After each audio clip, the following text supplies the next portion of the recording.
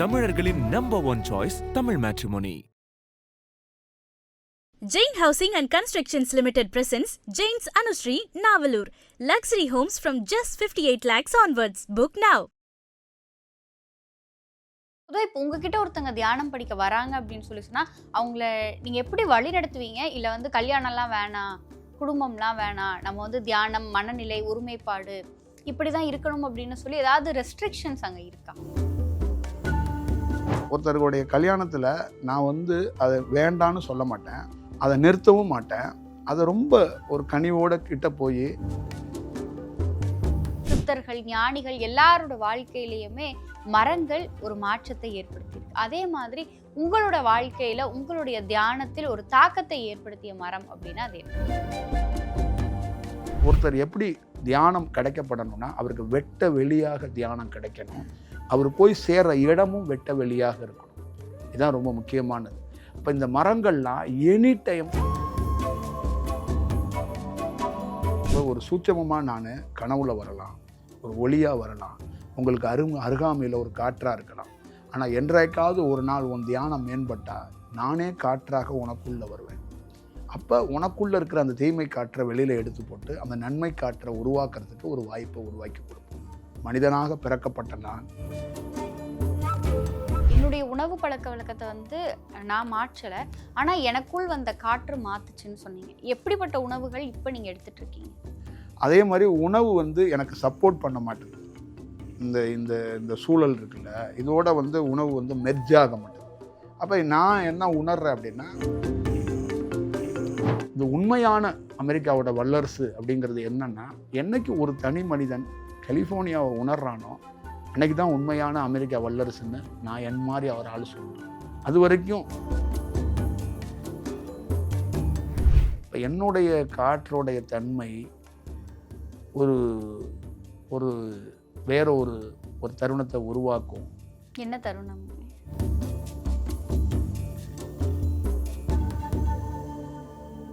ஐயா, பொதுவாக இப்போ துறவரம், இல்லறம் அப்படிங்கிற ரெண்டு விஷயம் சொல்லுவாங்க.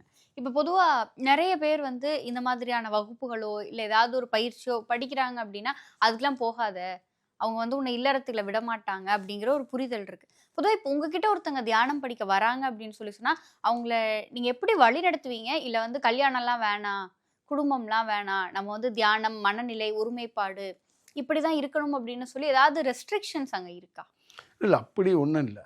நான் என்னக்கிட்ட வர்றவங்களை எப்படின்னா, அவங்களுக்கு ஏதாவது துன்பம் வரப்போகிறத என்னால் உணர முடியுது அப்படின்னா அதுக்கேற்ற மாதிரி நான் அவங்களோட வழிகாட்டுதல் எப்படி பண்ணுவேன்னா, அவங்கக்கிட்ட இதை பற்றி விவாதிக்காமையே கொஞ்சம் பொறுமையாக போகலாமா அப்படி தான் நான் சொல்லியிருக்கிறேன்.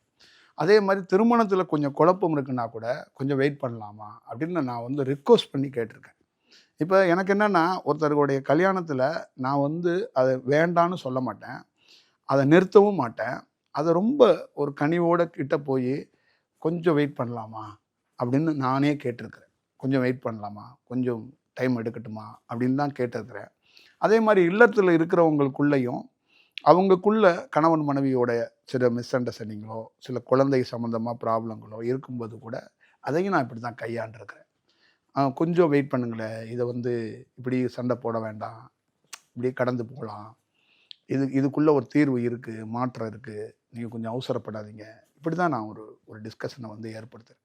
எத்தனையோ சகோதரி இல்லற வாழ்க்கை வேண்டாம், நான் துறவரத்துக்கு வர்றேன், நான் உங்கள் கூட பயணிக்கிறேங்கும் போது இல்லை நீங்கள் அந்த இடத்த ஒரு ஃபுல்ஃபில் பண்ணிட்டு தான் வரணும், அந்த இடத்த முழுசாக கடக்கணும், அந்த இடத்துக்குள்ளே இன்னும் பேலன்ஸ் இருக்குது.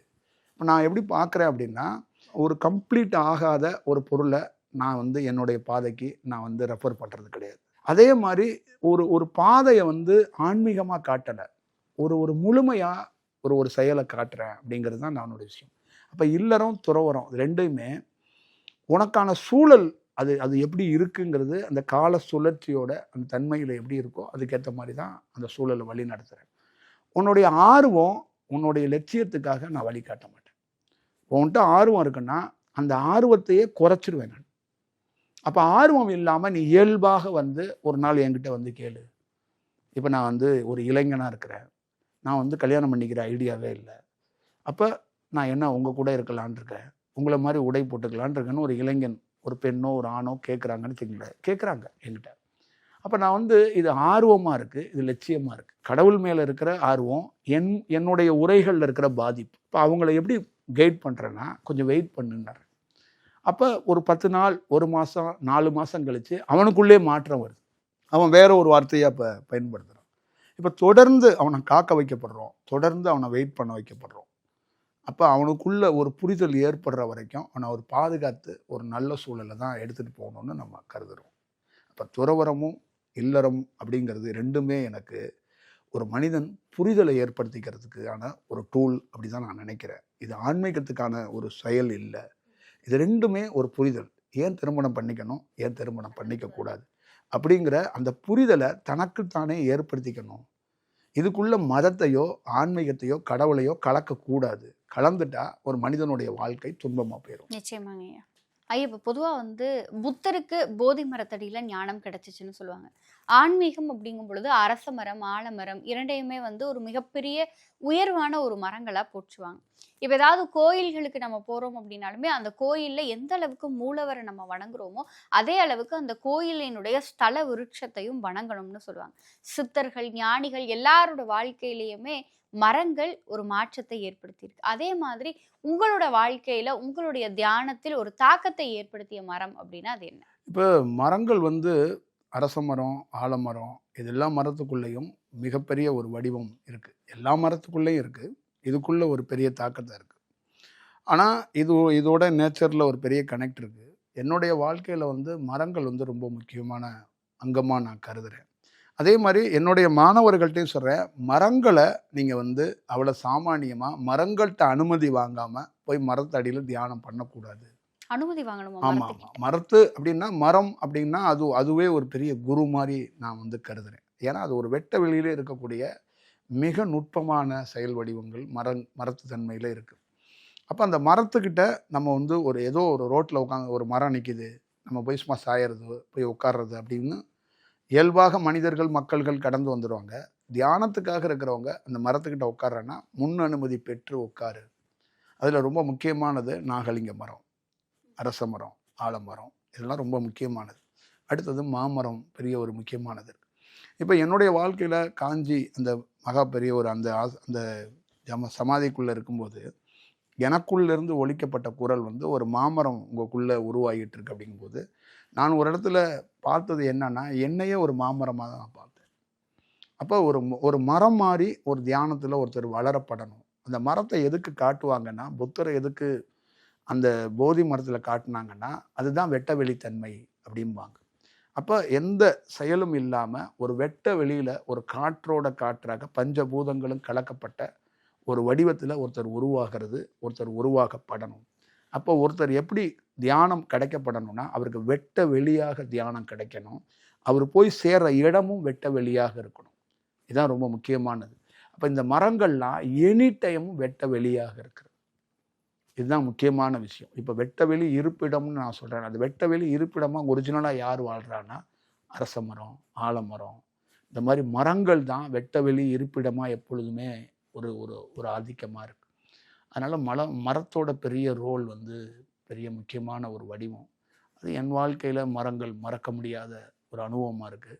அதனால் மரங்களில் தியானம் பண்ணுறது ரொம்ப விசேஷம். ஆனால் மரங்கள்கிட்ட பொதுவாக அனுமதி வாங்காமல் பண்ணும்போது அது நமக்கு ரொம்ப ஒரு சைடு எஃபெக்ட்னு சொல்லக்கூடிய உடல் உபாமைகள் வர்றதுக்கு வாய்ப்பு இருக்குது. எப்படி அனுமதி வாங்கணும்?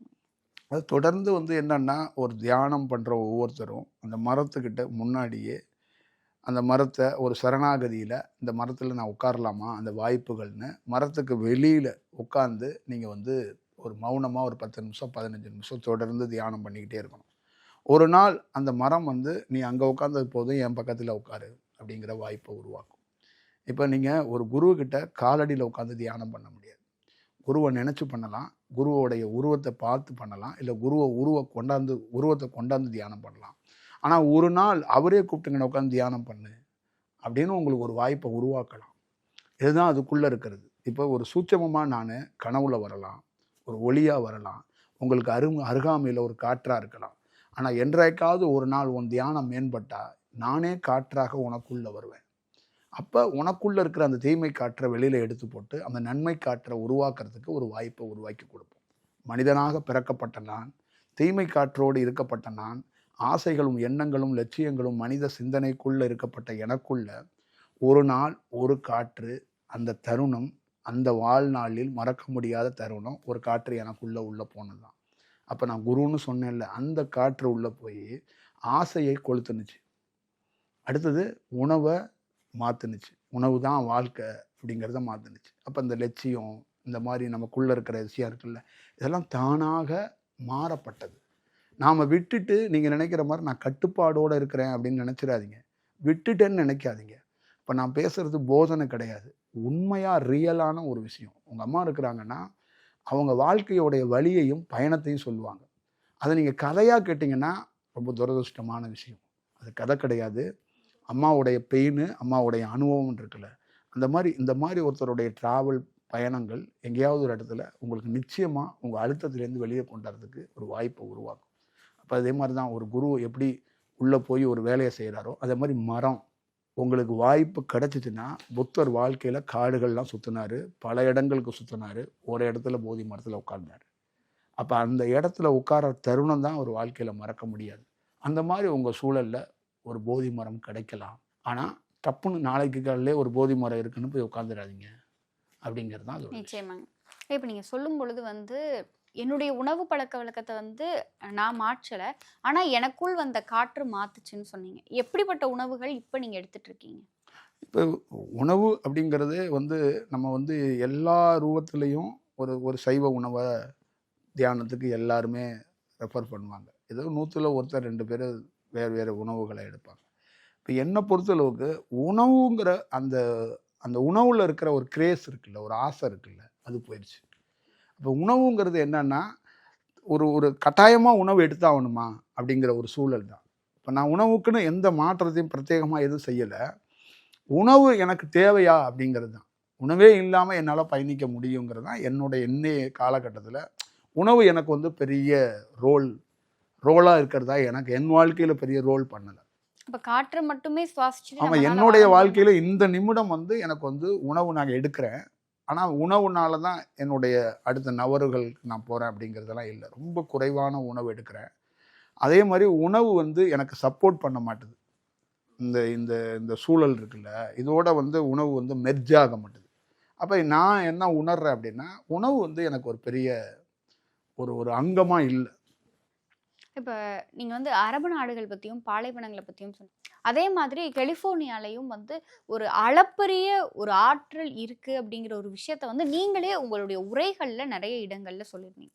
கலிஃபோர்னியாவினுடைய அந்த ஆற்றல் அப்படின்னா அது என்னது சார்? அந்த ஒரு அமெரிக்காவில் அந்த கலிஃபோர்னியாவை பொறுத்தளவுக்கு ரொம்ப முக்கியமான ஒரு இடம் அப்படின்னு சொல்கிறோம். அது மாதிரி அமெரிக்காவில் என்ன ப்ராப்ளம் என்னன்னா, அமெரிக்கர்களுக்கே சொல்கிறேன், இந்த காணொளி பார்க்குறவங்க இந்தியா வம்சாவளியை சார்ந்தவங்க அமெரிக்காவில் இருக்கிறவங்களும் சரி, இல்லை அமெரிக்காவுக்கு போகணும்னு நினைக்கிற ஒவ்வொருத்தரும் சொல்கிறேன், அமெரிக்கா ஒரு ஒரு ஒரு யோசிக்க முடியாத இந்த பிரபஞ்சத்திலேருந்து ஒரு அதிர்விதமான ஒரு காற்று தன்மைகள் வரக்கூடிய, ஒரு நல்ல தன்மைகள் வரக்கூடிய ஒரு நகரம் அது.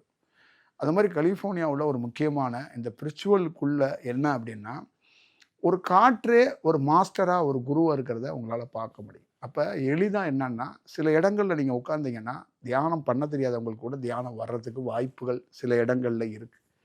அந்த மாதிரி ரொம்ப ஒரு ஒரு ஒரு முக்கியமான இடங்கள் அந்த இடத்துக்குள்ளே இருக்குது. அதுக்குள்ளே நிறைய விதவிதமான ஒரு மனிதருடைய வாழ்க்கையில் நிறைய சேஞ்சஸ், ஒரு சேஞ்ச் ஓவர் சொல்லுவாங்கள்ல, அந்த மாதிரி சேஞ்ச் ஓவரை உருவாக்கக்கூடிய ஒரு இடமாக அது இருக்குது. அது என்னைக்காவது அவங்க லைஃப்பில் ஒரு நாள் உணரும் போது அது எப்படி இருக்கும் அப்படின்னா, இது உண்மையான அமெரிக்காவோட வல்லரசு அப்படிங்கிறது என்னன்னா, என்னைக்கு ஒரு தனி மனிதன் கலிஃபோர்னியாவை உணர்றானோ அன்னைக்கு தான் உண்மையான அமெரிக்கா வல்லரசுன்னு நான் என் மாதிரி அவரால் சொல்லுவோம். அது வரைக்கும் அமெரிக்கா வல்லரசான நாடு, அமெரிக்கா ஒரு முதன்மையான நாடுங்கிறத நான்லாம் ஏற்றுக்க மாட்டேன். உண்மையாக என்னைக்கு ஒரு அமெரிக்கன்ஸ் கலிஃபோர்னியாவையோ அமெரிக்காவில் வீசப்படுகிற அந்த பிரபஞ்சத்தோடைய உண்மைத்தன்மையை என்னைக்காவது ஒரு அமெரிக்கன்ஸ் உணர்கிற தருணம் இருக்குல்ல, அது லைஃப்பில் ஒரு முக்கியமான விஷயமா இருக்கும். அமெரிக்காவுக்கு ஒரு ஒரு ஒரு நெருக்கத்தில் ஒரு பிரபஞ்சத்தோட தொடர்பு இருக்குது, ஒரு காற்றோட தொடர்பு இருக்குது. அதை மிஸ் பண்ணுறாங்க. அது ஒரு துரதிருஷ்டமாக இருக்குது. கலிஃபோர்னியா வந்து லைஃப்பில் வந்து கைலை மலை எப்படியோ அந்த மாதிரி ஒரு கலிஃபோர்னியா, அந்த ஒரு கைலை மலையை நாங்கள் எப்படி நம்ம கொண்டாடுறோமோ அந்த மாதிரி கலிஃபோர்னியாவே ஒரு கைலை மலை மாதிரி தான். நிச்சயமாங்க ஐயா. இப்போ பொதுவாக வந்து நீங்கள் வந்து தியானத்தின் மூலம் நிறைய பேருக்கு நிறைய விஷயம் சொல்லி கொடுத்துருக்கீங்க. இதை சொல்லி கொடுக்கும் பொழுது ஒரு பொதுவான மக்களாக அவங்களுடைய அபிப்பிராயம் என்ன இருக்குன்னா, எங்கே அதை எங்களுக்கு காட்டுங்க, எங்கே எங்கள் கண்ணு முன்னாடி செஞ்சு காட்டுங்க அப்படிங்கிற மாதிரி உங்களை ப்ரூஃப் பண்ணுங்க அப்படிங்கிற அந்த ஒரு விஷயம் சொல்லுவாங்க. அந்த விஷயம் அவங்க கேட்குறத நீங்கள் செஞ்சு காமிச்சாதான் வந்து உண்மையிலே இது இருக்குது அப்படிங்கிற ஒரு நம்பகத்தன்மை அப்படிங்கிறது அவங்களுக்கு வரும். அந்த மாதிரி ஏதாவது இடங்களில் நீங்கள் உங்களை ப்ரூஃப் பண்ணியிருக்கீங்களா? பொதுவாக சித்தர்களை எல்லாம் இந்த சித்து பண்ணுவாங்க, அந்த சித்து பண்ணுவாங்க, நிறைய விஷயம் சொல்லுவாங்க. அதே மாதிரி நீங்கள் ஏதாவது சித்து விளையாடல் செஞ்சுருக்கீங்களா? இல்லை, இது வந்து இந்த சித்து விளையாடல் அப்படிங்கிறதே வந்து மனிதர்களுடைய ஒரு ஒரு இன்னொரு தருணம் தான். நம்மளுடைய குருக்கிட்ட இருந்து என்னென்ன திறமை இருக்குது. இப்போ நீங்கள் இருக்கீங்க, உங்கள் வீட்டில் வந்து உங்கள்கிட்ட என்னென்ன டேலண்ட் இருக்கோ அதை நீங்கள் பண்ணும்போது அதை ரசிப்பாங்கள்ல. நீங்கள் பாடலாம், நீங்கள் ஆடலாம், அதை ரசிப்பாங்கள்ல. அந்த மாதிரி என்கிட்ட இருக்கிற ஸ்டூடெண்ட்டே குருக்கிட்டேருந்து ஸ்பெசிஃபிக்காக ஏதாவது இருக்கா? அவர் குரு வந்து குருவே ஸ்பெசிஃபிக்கான ஒருத்தர் தான். ஆனால் ஏதாவது ஒன்று இருந்துச்சுன்னா நான் போய் நகரப்புறத்தில் சொல்லுவேன். இந்த மாதிரி எங்கள் குரு இருக்காரில் பேசிக்கிட்டே இருக்கும்போதே டக்குன்னு ஒரு விஷயத்த பண்ணுவார். இந்த மாதிரி அசாத்தியமான இப்படிலாம் நிறைய விஷயங்களை சொல்லுவாங்க அப்படிங்கிறத என் சுற்றி இருக்கிறவங்களும் சரி மக்களும் எதிர்பார்க்கறது இயல்பு தான். நான் வந்து என்னுடைய அந்த காற்றோட தன்மைகள் வந்து என்னென்னா, எது செய்தாலும் அதை மிகைப்படுத்திடக்கூடாது, அது மிகையாக ஆயிடக்கூடாதுங்கிறதுல ரொம்ப கவனமாக அதோட பயணத்தை வந்து நான் மேற்கொள்கிறேன். நிச்சயமாக இந்த காற்றே வந்து ஒரு ஒரு ஒரு சித்து பண்ணுறாங்கல்ல, அந்த சித்தையே ஒரு பிரம்மி ஒரு ஒரு ஒரு ஒரு மௌனத்தில் ஆழ்த்திவிடும். நீங்கள் பண்ணுற மேஜிக் இருக்குல்ல, அந்த மேஜிக்கே நாம் வந்து ஒரு மௌனத்தில் ஆழ்த்திட்டு போயிடுவோம் அப்படிங்கிறது தான் இதுக்குள்ளே இருக்கிற ஒரு முக்கியமான ஒரு தருணமாக இருக்கும். இப்போ என்னுடைய காற்றோடைய தன்மை ஒரு ஒரு வேற ஒரு ஒரு தருணத்தை உருவாக்கும். என்ன தருணம்? திருடன் கூட திடீர்னு நல்லவனாக மாறிடுவான் அப்படிங்கிற ஒரு மிகப்பெரிய ஒரு சூழலை வந்து அது உருவாக்கும். அதே நேரத்தில் ஆசையோடு இருக்கிறவங்க கூட ஆசையை விட்டுருவான். ஒரு ராஜ்யத்தை கூட சில ராஜா என்னை பார்த்தா திறந்துருவாங்க. இதுக்கெல்லாம் வாய்ப்புகள் என்னுடைய லைஃபுக்குள்ளேயே என்னை பார்த்தவங்க நிறைய பேர் அவங்க லைஃபுக்குள்ளே நிறைய தருணங்களை நிறைய இடங்களில் உணவே கதின்னு இருந்தவன், மதுவே கதின்னு இருந்தவன், ஸ்மோக்கு கதின்னு இருந்தவன், எத்தனையோ விஷயங்கள் கதின்னு இருந்தவன்லாம் டக்குன்னு அவனுக்கே தெரியாமல் அவன் பொருள் எல்லாம் கீழே விழுகிறத எத்தனையோ பேர்களை நான் பார்த்துருக்குறேன். இந்த மாதிரி ஒரு துடிப்போட ரொம்ப பேர் இல்லைனாலும் ஒரு நூற்றுக்கணக்கான இளைஞர்களை தமிழ்நாட்டில் நல்வழிப்படுத்தியிருக்கிறேன். ஆயிரக்கணக்கான பெண்களை 50 வயதுக்கு மேலே கடந்த பெண்களை தைரியத்தோட நெஞ்ச நிமித்தி தன்னுடைய உண்மையான அந்த உடலையும் பாதுகாத்து ஒரு வலிமையோடு வர்றதுக்கான ஒரு வாய்ப்பை உருவாக்கி கொடுத்துருக்கேன். அப்போ வெறும் உரையாக மட்டும் இல்லாமல் ஒரு பெண்மணியோடைய மகத்துவமும் நான் வந்து வெறும் உரை இல்லாமல் என்னுடைய சுவாசத்தோடைய அந்த டெப்த்து வந்து அவங்களுக்குள்ள ஒரு சூழலை வந்து நான் உருவாக்கி கொடுத்துருக்கேன். நிச்சயமா. இப்போ பொதுவாக நம்ம இந்த சித்தர்கள் இல்லை வந்து நம்ம உலகம் போற்றுகின்ற ஞானிகள் அப்படின்னு சொல்லி குறிப்பிடும் பொழுது புத்தர், மகாவீரர், குருநானக் பற்றின நிறைய விஷயங்கள் சொல்லி நம்ம கேள்விப்பட்டிருக்கோம். பொதுவாக இவங்க 3 பேர் பற்றியும் உங்களுடைய கருத்துக்கள் அப்படின்னா அது என்ன? இவங்க இந்த மாதிரி ஒரு சூழல், இந்த மாதிரி ஒரு ஒரு ஒரு விஷயம் வந்து நீங்கள் வந்து சரியாக இந்தியாவில் நிறைய பேர் வந்து அதை உணர்ந்திருக்கணும், ஆய்வு பண்ணியிருக்கணும். இவங்களுக்குள்ளே இருக்கிற அந்த உண்மைத்தன்மைகளை நீங்கள் வந்து உணர்ந்திருக்கணும் அப்படிங்கிறது என்னுடைய வடிவம். வணங்குவதோ பயணிப்பதோ அது முக்கியம் கிடையாது. நீங்கள் இவங்கள உணர்ந்திருந்தீங்கன்னா நான் இன்னைக்கு பேசுகிறது உங்களால் நிச்சயமாக நேரம் நீங்களே இதை வேறு மாதிரி ஒரு ஃபீல் பண்ணியிருப்பீங்க, ரிசீவ் பண்ணியிருப்பீங்க. இப்போ நான் பேசுகிறது உண்மையிலேயே ரொம்ப கடினமாக சவாலாக இருக்கிறதுக்கு முக்கியமான காரணம் என்னென்னா, என்னமோ இது என்னுடைய சொத்து மாதிரியும் இது எனக்கான பொருள் மாதிரியும் நான் வந்து நீங்கள் வந்து நான் எப்பயாவது எனக்கு தேவைப்பட்டால் நான் உங்களை வந்து பார்க்குறேன், நேரம் கிடைக்கும்போது உங்களை வந்து பார்க்குறேன், நேரம் கிடைக்கும்போது உங்கள்கிட்ட வந்து ஒரு 1/4 லிட்டரு காற்று வாங்கிக்கிறேன், அந்த மாதிரி நீங்கள் கடந்து போயிடலாம். உங்கள் காணொலியை இந்த காணொலியை பார்க்குறவங்களும் பார்த்துட்டு கடந்து போயிடலாம். ஆனால் ஒருவேளை புத்தரையோ இந்த மாதிரி மகாவீரரையோ இந்த மாதிரி குருநானக்கோ உணர்ந்தவன் சத்தியமாக என்னை விட்டு கடந்து போக மாட்டான், காற்றை விட்டும் கடந்து போக மாட்டான். அப்போ நிறுத்தி நிதானித்து இது ஏதோ ஒன்று இருக்குது அப்படிம்பாங்க. அப்போ எப்பயுமே பண்டைய காலத்தில் வரலாறுகளில் பெரியவங்களை உணர்ந்தவங்களுக்கு தான் அதோடைய உண்மைத்தன்மை ஒரு தெரியும். அப்போ ஒரு தேசத்தில் எப்பயுமே இந்த மாதிரி ஒருத்தவங்க தென்படுறாங்க, நீங்கள் வால் நட்சத்திரம் தென்படுது, அப்படின்னா அதை வந்து நீங்கள் வந்து ஒரு பார்வையாளனா கடந்து போகக்கூடாது. அப்போ அந்த தேசத்துக்குள்ளே ஒரு பெரிய மாற்றம் உருவாக போதும்பாங்க. ஒரு இஸ்லாமியர்களை கீழே பூமியில் வாழ்கிறாங்க, ஆகாயத்தில் இருக்கிற பிறையை பார்த்துட்டு ஒரு பண்டிகை கொண்டாடுறாங்கன்னா சும்மாவா? கீழே பூமியில் இருக்கிறீங்க, ஒரு முழு நிலவானதுக்கப்புறம் திருவண்ணாமலையை சுற்றி சுற்றி வர்றீங்க, இது சாத்தியமா? கீழே பூமியில் இருக்கிறீங்க, ஒரு கன்னியாகுமரியில் காலையில் சூரிய உதயம் பார்க்கறதுக்காக வெயிட் பண்ணுறீங்க. அப்போ இதோடைய செயல்களை இது எல்லாத்தையுமே செய்கிறீங்க, ஆனால் உணர மாட்டீங்க. அப்போ நீங்கள் உணர்ந்தீங்கன்னா எல்லா வடிவத்திலையும் இந்த மாதிரி என்ன மாதிரி ஒருத்தர் ஆன்மீகம் கிடையாது, இந்த மாதிரிலாம் இது வந்து சூரியன் சந்திரன் மாதிரி தோன்றது, இது வந்து ரொம்ப அரிதானது, இது கிடைக்கவே கிடைக்காது, இந்த மாதிரி உருவாகிறது ரொம்ப ரேர். அதனால தான் இந்தியா முழுக்க 140 கோடி பேர்த்தில் எத்தனை புத்தர் உருவானார், அடுத்தது எத்தனை குருநானக் உருவானார், எத்தனை மகாவீரர் உருவானார். அப்போ இந்த 3 பேரையும் நிற்கிறதுக்கு காரணம்னா இந்த 3 பேரையும் உணர்றதுக்கு ஆள் இல்லை. வணங்குறாங்க, ஃபாலோ பண்ணுறாங்க, ஆனால் அது வேண்டாம், உணரணும். அப்போ உணர்ந்தா அடுத்தது இன்னொருத்தர் வர்றத அவர் பின்னால் அவருடைய பயணத்தையோ அவருடைய விஷயத்தையோ ஒரு முக்கியமாக இருக்கும். கண்டிப்பாங்க ஐயா, அப்படிங்கிறது தான் என்னுடைய கருத்து. ஐயா, நிறைவா ஒரே ஒரு கேள்வி. நீங்க கடவுள் தத்துவம் மறுத்துட்டீங்க, உறவு தத்துவத்தையுமே விட்டுட்டீங்க அப்படிங்கும் பொழுது, ஆனா இப்ப நீங்க போட்டிருக்க இந்த காவி ஆடை அப்படிங்கிறது வந்து இது வந்து துறவுக்கான ஒரு ஆடை அப்படிங்கிற அந்த ஒரு விஷயத்த நமக்கு காட்டுதுல, இதுல நீங்க தேர்ந்தெடுத்திருக்கிற காரணம் என்ன? இது வந்து முக்கியமான ஒரு சூழல் என்னன்னா, நான் அந்த காற்றுத்தன்மைக்கு ஒரு வலிமையாக காற்றை உணர்றதுக்கு இந்த உடை வந்து ஒரு பெரிய ரோல் பண்ணுது. அப்போ ஒருத்தன் மனித தன்மையிலேருந்து மாறி அந்த காற்றை முழுமையாக உணர்றதுக்கு இந்த மாதிரி ஒரு கலர் வந்து முக்கியமாக தேவைப்படுது அப்படிங்கிறத, இது ஒரு உடையாக மட்டும் இல்லை. அப்போ ஒருத்தருடைய காற்றை உணரக்கூடியவர், காற்றோட பயணிக்கக்கூடியவர் இந்த மாதிரி ஆகாயத்தில் இந்த மாதிரி நிறங்களை நீங்கள் பார்க்க முடியும். அப்போ ஒரு நல்ல தன்மையான ஒரு சூழல் வந்து எப்பயாவது ஒரு காற்று வந்து வீசுறதுக்கோ இல்லை ஒரு பகுதியில் இருக்குங்கிறத அது வந்து ஆகாயம் வெளிப்படுத்தும். இப்போ ஆகாயம் வந்து பல்வேறுபட்ட கலர்ஸை வெளிப்படுத்தும். அதே மாதிரி தான் இந்த நிறங்களையும் நாங்கள் வெளிப்படுத்துகிறோம். இந்து மதம் தோன்றுவதற்கு முன்பும் ஆர்எஸ்எஸ் தோன்றுவதற்கு முன்பும் இந்தியா தோன்றதுக்கு முன்பு தோன்றப்பட்ட நிறம் இந்த நிறம். ஆனால் இன்னைக்கு மனிதர்களாக இந்த நிறத்தை பற்றியோ ஆன்மீகத்தில் ஒரு புரிதல் இல்லாமல் சில பேர் அது குறியீடாக இது ஒரு அடையாளமாக அதை பார்க்கலாம். அது அப்படி இல்லை. உங்களுக்கும் எனக்கும் இந்த தேசத்தில் பிறந்திருக்கிற இந்த தாய் மண்ணுன்னு சொல்லக்கூடிய தேசிய கொடியிலையும் இந்த நிறம் இருக்குங்கிறத நீங்கள் மறந்துடாதீங்க.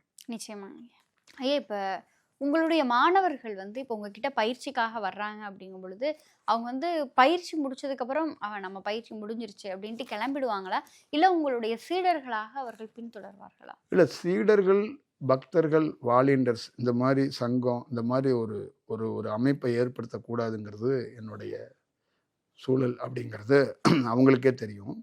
அவங்கள பொறுத்தளவுக்கு ஒரு ஸ்டடி தான் நான் வந்து பண்ண வைக்கிறேன். அவங்கள பொறுத்தளவுக்கு ஒரு மாணவராக நீங்கள் ஸ்டடி பண்ணுங்கள். நீங்கள் உங்களுக்குள்ளே நடக்கப்படுற காற்று தான் உங்களுடைய உள்ளே இருக்கிற தன்மையை அது வெளிப்படுத்தும். நீ வந்து என்னவா மாற போகிற, என்ன வேலை செய்ய போகிறங்கிறத என்னுடைய பயணத்தில் கொஞ்ச நாள் இரு, அதுவே உனக்கு வந்து வெளிக்காட்டும். அப்போ உன்னுடைய பயணம் வந்து ஒரு கிளியராக தொடங்கும் அப்படிங்கிறது தான் நான் சொல்கிறேன். அதனால் நிரந்தரமாக எல்லா மாணவர்களும் மாணவர்களாக இருக்கிறதுக்கு தான் ஒரு வாய்ப்பை வந்து உருவாக்குறோம்.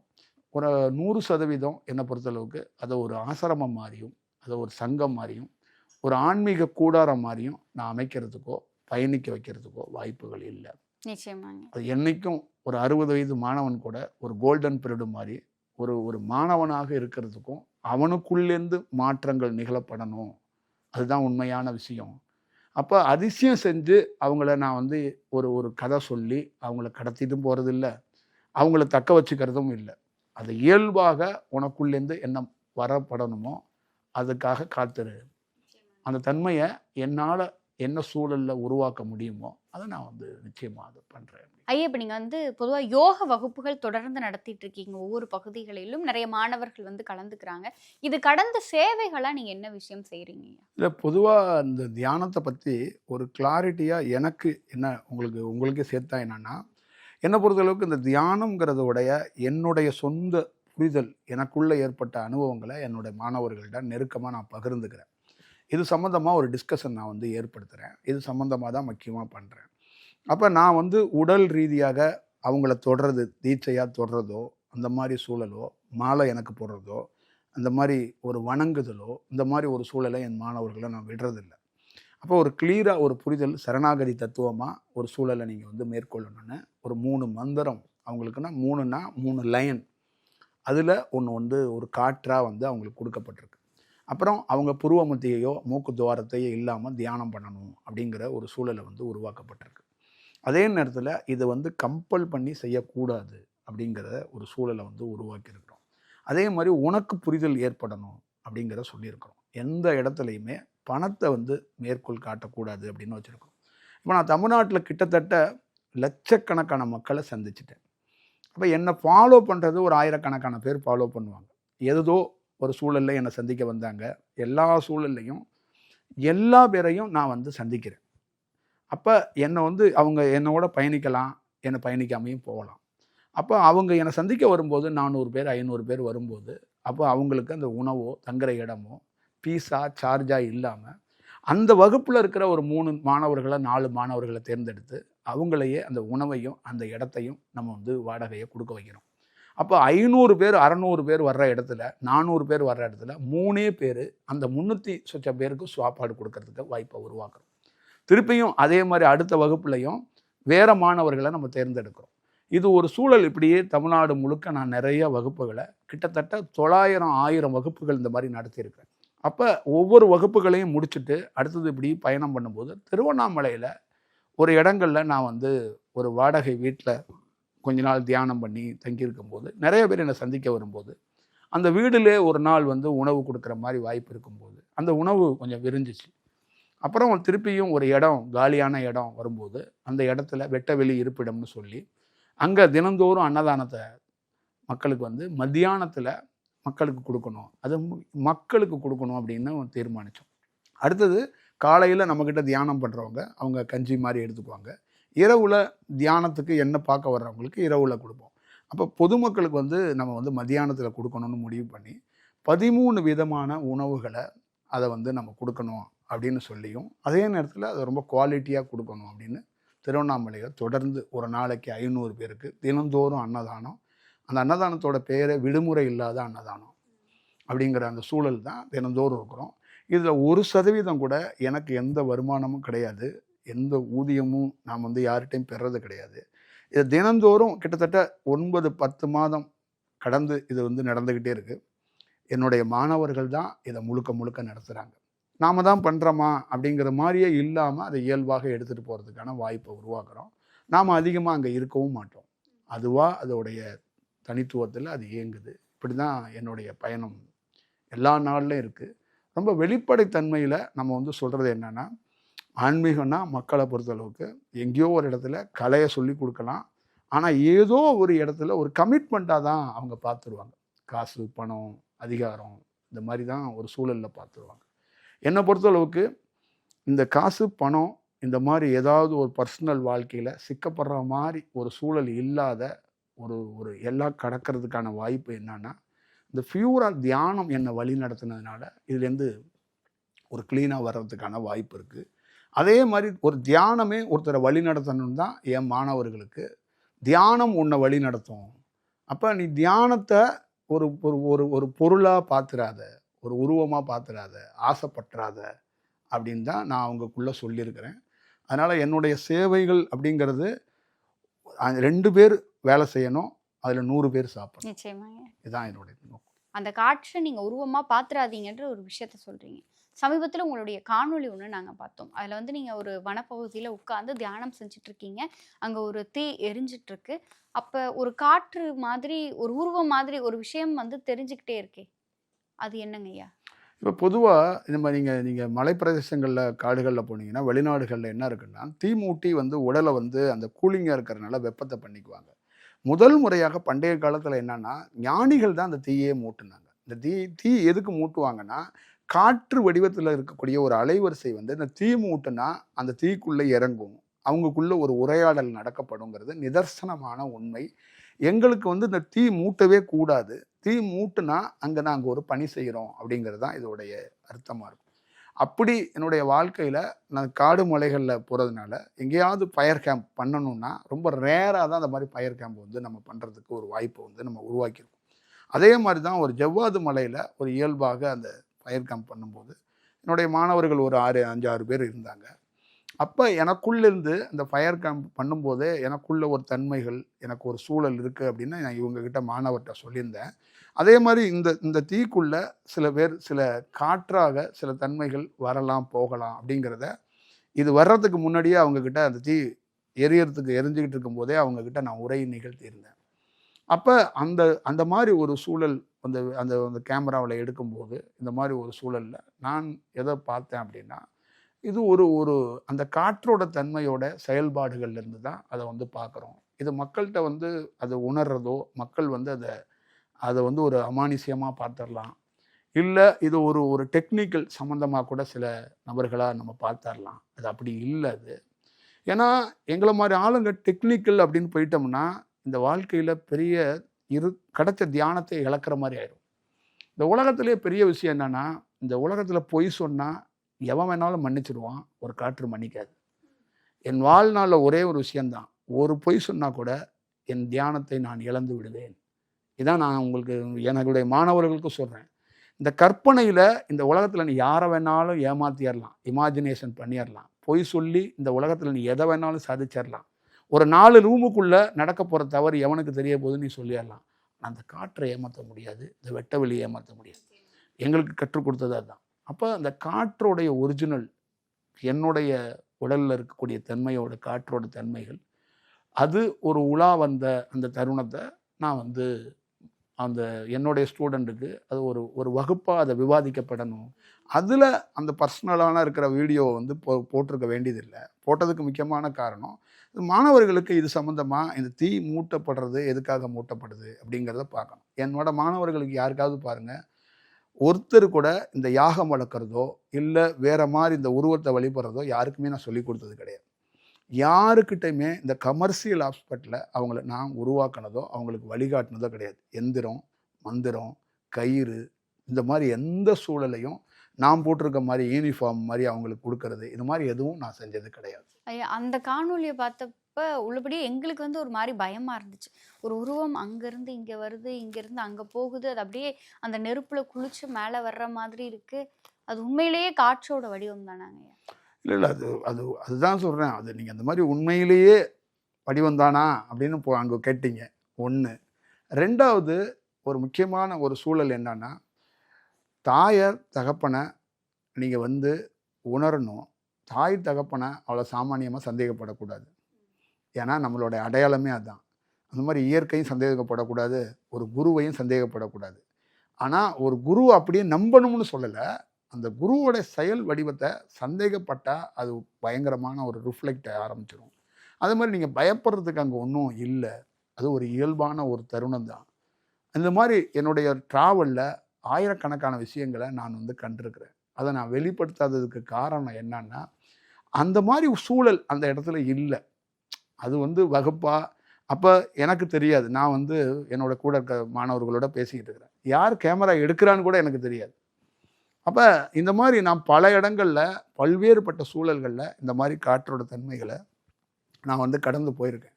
அப்போ நம்ம கடந்து போகும்போது அதை மாணவர்கள்ட்ட விவாதிக்கிறதுக்கான அந்த சூழல் வந்து இந்த பிரபஞ்சத்திலேருந்து அனுமதி கிடைக்கல. இது இந்த தருணத்தில் அது இவங்களுக்குள்ள அது ஒரு டிஸ்கஷனை ஏற்படுத்தணும் அப்படிங்கிறதுக்காக தான் முழுக்க முழுக்க இது எதுக்கு வெளிப்பட்டிருக்கு அப்படின்னா, இதற்கும் நான் இப்போ இன்னைக்கு உட்காந்து பொது வெளியில் இந்த சேனலில் பேசுகிறதுக்கும் காரணம் இருக்குது. அது வெளிப்பட்டதுனால தான் என்னுடைய பயணம் விஸ்தாரமாக ரொம்ப தொலைதூரத்தை நோக்கி போக போகுது அப்படிங்கிறதுக்கு இது ஒரு எடுத்துக்காட்டாக நீங்கள் வச்சுக்கலாம்.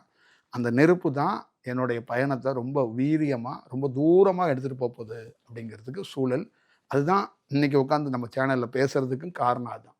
ஒருவேளை அது வந்து நெருப்பில் குதித்து திருப்பி இது வரலைன்னா நான் உங்கள் சேனலுக்கு வந்திருக்க மாட்டேன்.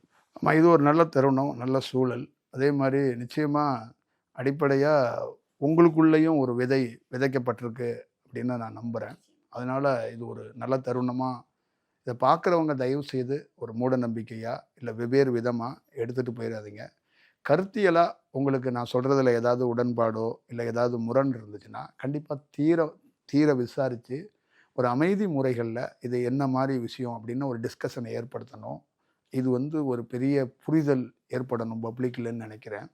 அதனால் ஒரு ஏதோ அரசியல் மாதிரி இல்லை ஒரு பொது இடங்களில் வேறு மாதிரி இதை மாதிரி ஒரு சூழலை நீங்கள் வந்து அணுகிராமல் ரொம்ப கவனமாக அதை கையாளணும் அப்படின்னு இதை பார்க்குறவங்கக்கிட்ட நான் சொல்கிறேன். இது ரொம்ப ரொம்ப முக்கியமானது. நம்ம வாழ்க்கையில் திரைப்படம் பார்க்கும்போது மது அருந்துனா உடலுக்கு கேடு, இந்த மாதிரி சிகரெட்டு குடித்தா அது மாதிரிலாம் சொல்கிறாங்க.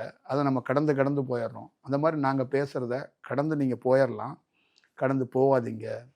ஏன்னா மேலும் மேலும் நாளைக்கு அங்கே அரபு கண்ட்ரியில் நடக்கிற போர் மாதிரி நம்மளையும் நாளைக்கு ஒரு போர் சந்திக்கலாம். அந்த போரை சந்திக்கிறதுக்கு முன்னாடி எதிர்கொள்கிறதுக்கு எங்களை மாதிரியான ஒரு சூழல் இருக்கும்போது ஒரு மனிதன் தனக்குள்ளே நடக்கிற போரை தவிர்க்கப்படணும்.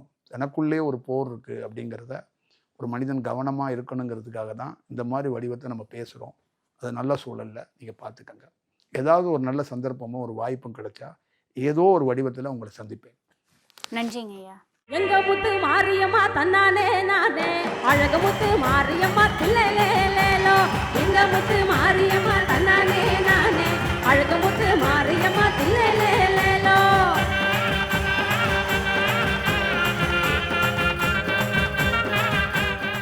தமிழர்களின் number one choice Tamil matrimony. Jain Housing and Constructions Limited presents Jain's Anushree, Navalur. Luxury homes from just 58 lakhs onwards. Book now.